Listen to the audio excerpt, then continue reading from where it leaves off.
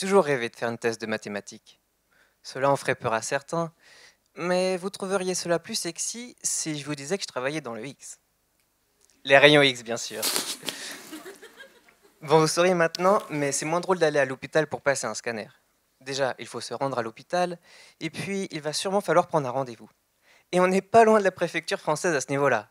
Cela peut prendre des jours avant d'obtenir une radiographie.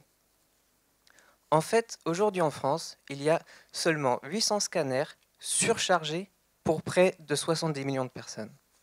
Alors imaginez quelqu'un avec un accident en montagne à prendre en charge urgemment. Et, euh,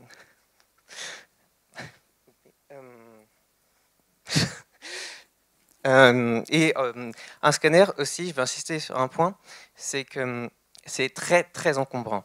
C'est vrai, ça a besoin d'une pièce dédiée, désinfectée rien que pour lui. Et puis ça coûte très cher.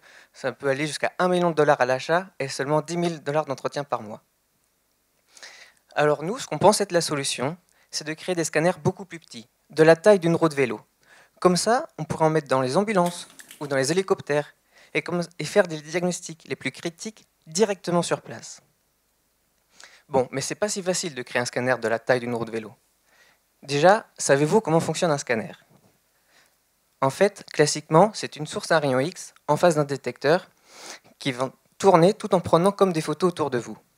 C'est comme si on prenait 360 radiographies autour de votre corps. Et avec toutes ces images, on va faire une reconstruction 3D de vous grâce aux outils mathématiques, tels que vous savez, le théorème de Thalès que vous avez vu au lycée. Et bien maintenant, vous avez un exemple à quoi ça sert. Mais seulement créer un mini-scanner, c'est aussi compliqué parce que la source à rayons X, c'est comme si c'était une sorte d'ampoule géante. Et en plus, il faut la faire tourner. Mécaniquement, c'est compliqué d'obtenir un mouvement stable et millimétré.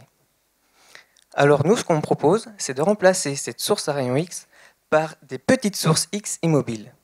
C'est un peu comme si on remplaçait l'ampoule géante par des mini-LED à des endroits précis. Et c'est bien plus simple de manipuler des mini-LED qu'une grosse ampoule toute chaude, non? Bon, mais où mettre ces sources X? Et oui, il faut tout de même me faire assez d'images et aux bons angles pour que je puisse faire une reconstruction 3D. Et puis, il va falloir de la place en face pour mettre le détecteur.